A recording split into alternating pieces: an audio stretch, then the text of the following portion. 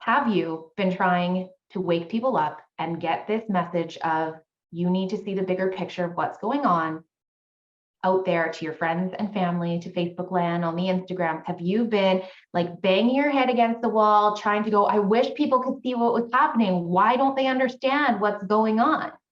If that's you, then today's little episode is going to be right up your alley. And the 3 points that we're going to cover are exactly what you need to start focusing on if you actually want people to receive what you have to say. All right. We have 3 specific little points we're going to cover, and I'm going to try to not go on too many tangents because there are so many other nuances we could add in, but that's what the other 41 conversations in this particular series are going to be all about. So, number 1, we're going to call this key the understanding gap. And you guys can let me know in the comments where you're watching this how you feel about what we're about to present. But have you ever been in a situation where somebody is trying to explain something to you, but their knowledge of it is so far advanced or so far away from what you currently know that you just can't grasp onto that concept, and it makes you feel small or stupid or inadequate? Or like they're just crazy. Or they're crazy. Like they're just cuckoo bananas. You're like, what the hell is this person talking about? I'll give you an example because we'll go to some extremes just to help people ground this in. It could be like, if somebody came up to you and they're an extreme prepper and they have like a big nuclear blowout thing in their basement, they've got the concrete, whatever, there's 3,600 different seed varieties, they've got Oreos in Mylar bags, they have like 16 things of water purification, and they look at you and they're like, you need to what's coming, and you're like, extreme. Like, this is a lot. And the first thing that goes through your head is like, I'm worried about their mental health. Yeah. You're not thinking about, oh, cool, how could I start preparing myself and aligning with, agreeing with it? You're going, what's wrong with that? Right? Here's one example. We've done this when we've looked at certain religions that are really far apart from our belief system. So we might see how another group of people chooses to lead their life based on a set of guiding principles, and we might go, that's crazy. I actually follow a bunch of religious channels on Instagram and YouTube and like watching reels and stuff. One of them that I actually really enjoy, and this is going to sound funny coming from me, and I'll give you guys some preface, is called That Jewish Family. They are deeply religious, and they follow the Hasidic principles, which are probably the most extreme in Judaism, but they explain their religion and why they do the things they do. Now, when I listen to it, I go, I would not live my life like that. Wow, that's interesting. But I don't sit there in judgment. I sit there in awe of how deeply they adhere to their principles and why it means what they mean to them. Is it because they're able to explain it in a way that you can actually hear it?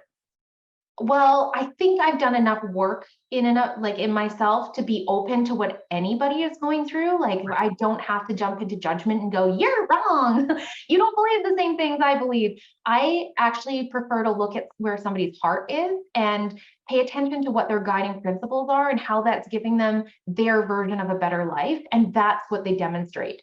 Because their explanations to me still don't make sense. I look at it and on a logical level, I go, there's like a bajillion rules and limitations, and logically, I wouldn't do it. Yeah, it doesn't where work. Where their heart is and how it guides them in compassion and love and support for their community and their children. I'm like, that's really cool. So then probably there's not a lot of people following them that don't have the same beliefs. Probably. Yeah. But if they were to come over to me and preach that I had to believe what they believed and I had to follow those laws in order to be a good person, you better believe that it would push up against some of my own beliefs and reasonings as to why I govern the life I lead and why I wouldn't do it their way. And so the understanding gap is where we first need to focus. We can't speak to somebody a million miles ahead of where they currently are. Let me use another example here. How many of you guys had a gut instinct? And this is a controversial topic, so we're not going into arguments because this is a welcoming space where we diffuse our triggers and we are able to hear and see each other and see where our hearts are at. That is the most important thing in this community. I don't care what you chose as long as you felt aligned to what you did, okay? But how many of you guys had a gut instinct when they first started bringing out the COVID schmack theme? And your family members felt one way, you felt another way, and it didn't matter what either one said on the other side of the conversation, you were doing this, and everybody's blowing up. I know people who lost a ton of relationships. Yeah, it caused a lot of problems. Right? Yeah. Well, the problem was for all of us in those communications that we didn't close those understanding gap and get closer to where each of the other people was sitting. And if we want to profess to be the awakened ones on this planet, then it's our job to get closer to where they are, not for them to get closer to us. What? Awakened people are flexible and can move to help others start learning shift. People who are not yet awakened and do not have a really wide view set of this planet and how it can operate have a hard time moving their stake in the sand. That was kind of a triggering thing to say, but here's how I would have done this. My family members, not in our immediate household, but our surrounding family, all chose to get the schmack scene. My gut instinct with my family was, this is not a smart idea. Something else is going on here. I don't like it. Not for us, thank you. Now, if I had gone to them and I had said, you guys are stupid, here's what I think is going to happen, this is my intuition, have you seen all these things on the internet? Here's all these articles of like people who are really fringy at the time, okay, saying all these things. All it's going to do is lead us into the one we're going to talk about next, which is the push block. And so if I didn't come closer to where they were at and hear where their hearts were at as to why they thought they wanted to choose what they were choosing, I'm not actually going to be the space of inspiration or ask the right questions to have them thinking in a bigger picture, more grounded way and testing what their body and resonance fields actually want to say about what they're choosing. So basically, anytime we're in a state of feeling like we're right and others are wrong, we're immediately creating that block, that push, that fight where no one's going to ever hear the other person's point of view. Right. So this is the second part, is every time we push, people go into block. I actually first learned this energy working with horses. So I've been working with horses since I was 6 years old and watching their herd dynamics and watching how they relate with us as a species. And when we go and we create a push into the horse's field, they actually result with a block. And I started watching and translating this to people. And if I start pushing you into something that you don't want to do or something that confronts your belief systems, you want to do this or this. Or this. Right? And you're like, get out of my field. This wasn't my idea. This isn't where I wanted to go. So when we push, others block. And so this is the biggest pitfall I'm seeing happen in the spiritual communities today, where we are trying to push some kind of indoctrination out into other people that they didn't ask for, without closing the understanding gap that results in them putting up a block and calling us crazy. That's how that whole system works. That's basically what we're seeing play out on the planet right now. And it has been like this for a very long time. Yeah, causes a lot of fights. Yeah, a lot of fights. And so here's the kicker to this one. If you actually want people to start moving who are inflexible in their thought right now, you have to become more flexible in yours and receive more of them. You have to bow into their energy field and actually witness their body and their energy and their mindset and their hearts where they're at in this moment. And so you have to go deeper into understanding, right? There, we're closing the understanding gap of why this person governs their life, their thoughts, their beliefs, and their actions in the way they do.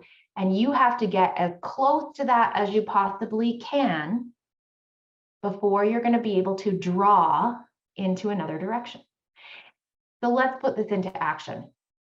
If Violet had a different belief system than I, let's say she was deeply religious and, she's a devout follower of whatever pantheon of belief she's in.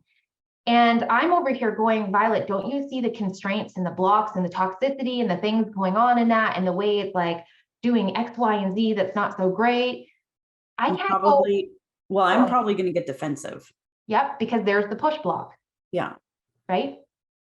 Instead, if I'm going to receive more of Violet, I actually have to listen to her belief system. I have to look for the light and the good in everything she's already doing, and I have to celebrate that with her. I have to look at those principles and go, you know what? That's actually something I would like to try. As an example, I practice this all the time. I follow a homestead channel on Instagram, and she was talking about keeping the Sabbath on Saturdays. It's a deeply religious practice that's been around since basically the church came in, that on the 6th day, everybody rests. Well, it's technically the 7th day for them. It depends on the religion. Some of them are the 6th, some of them are the 7th. Yeah. And so I was like, you know what? I like the principle of it because I haven't set my life up in a way where I go into deep rest at any point because I'm always tinkering. I'm like a little Tinkerbell.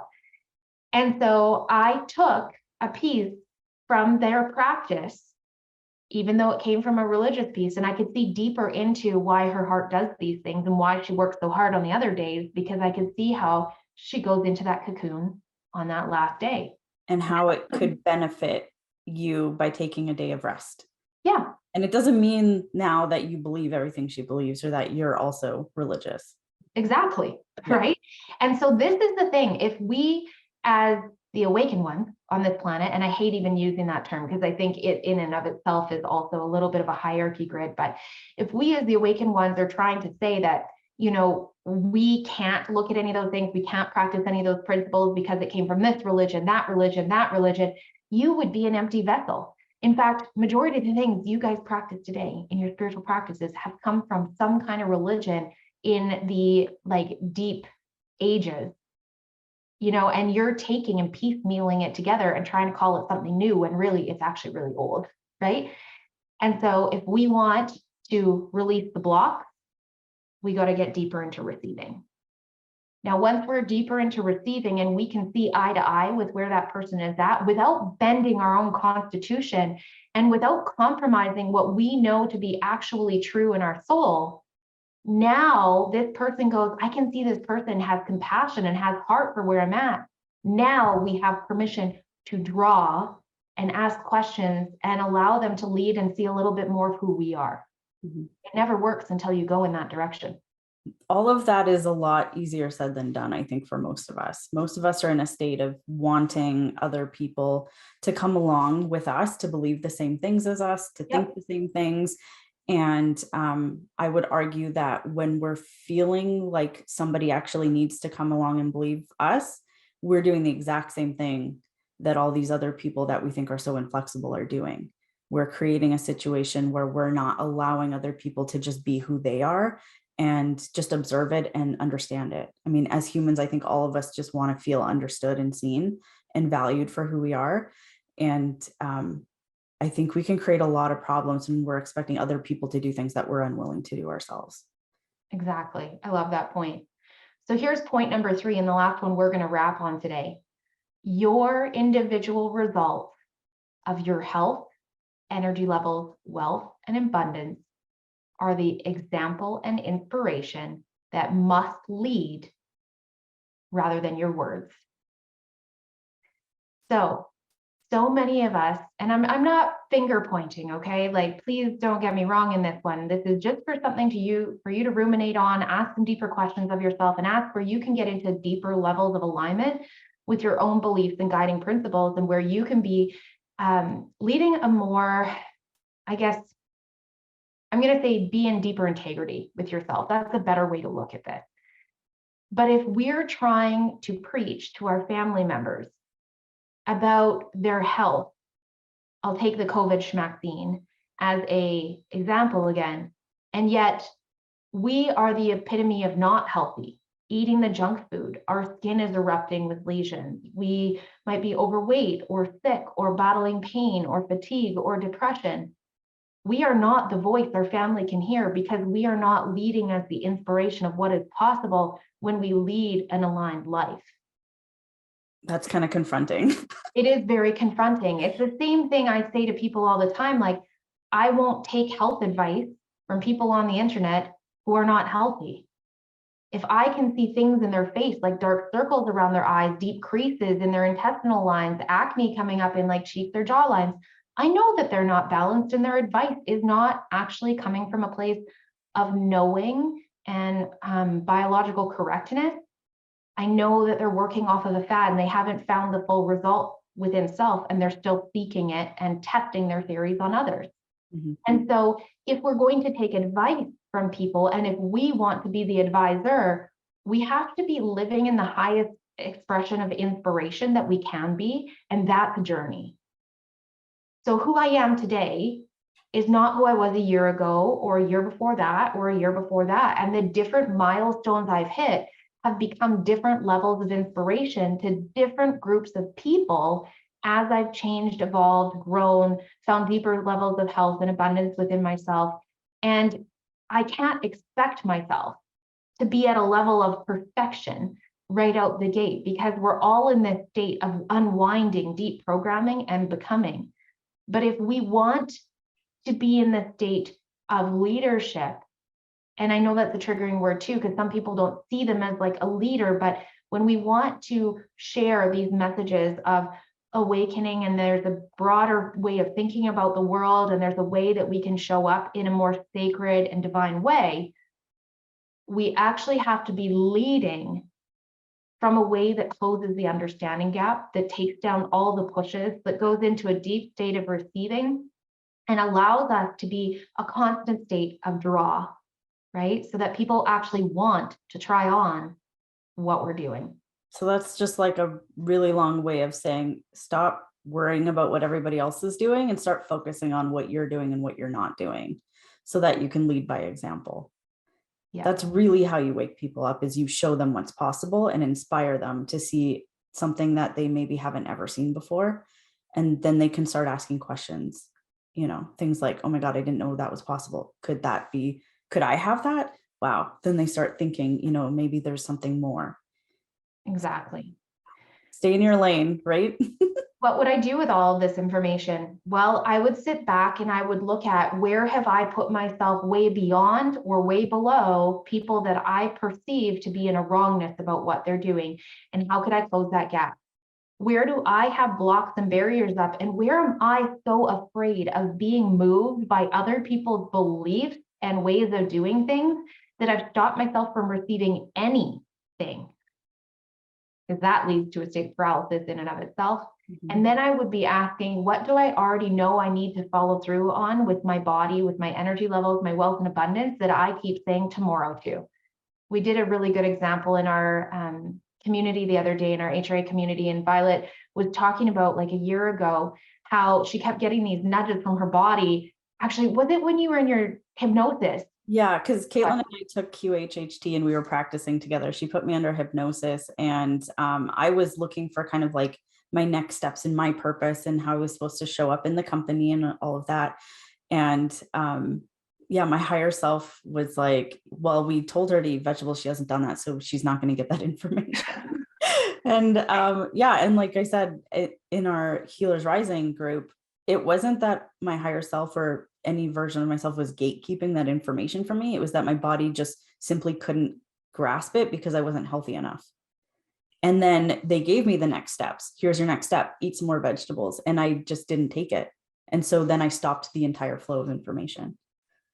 And it wasn't until you finally went, okay, enough's enough, and you started adjusting how you were treating the fuel you put in your body, that all of a sudden life started working for you again, and everything started tracking forward. And don't get me wrong, from my angle, you guys, Violet still accomplishes a lot, but it was with a lot of resistance, right? But you can speak from your own words. You started eating some damn vegetables, and now things are a lot more flowy. Right? Yeah. energy levels are up, her productivity is up, the overwhelm is gone, the anxiety's like eased all the way down. And I have so less brain fog, all the things. I feel better all around, and my relationships are just a lot nicer than they were, and I haven't had to fight for that. So what's the thing that soul has been nudging you to do that you keep saying tomorrow to? Because that's the thing you need to put into play today in order to receive all the downloads that your higher self has been trying to get through to you. If I was you, in order, the ones I would do, because it will automatically adjust everything else, is I would work on the push block. I would go into deeper states of receiving, because when you go into deeper states of receiving, you ask better questions, which close the understanding gap, which gives your body relief, takes down a lot of those walls we had, and allows healing to occur. That's the direction I would go. Be you, follow your own lead. Let us know if this conversation was helpful in the comments below. And if we have 42 of these conversations lined up, like a whole bunch of things. And I just also want to say a really big thank you to all of you guys who do believe in our work and are finding really great keys from this and are inviting your friends to the community. That says a lot from us, and it's the greatest gift that you can share with Violet and I. And definitely keep doing that if you have people that you know will really resonate with this work and are also on this metaphysical path.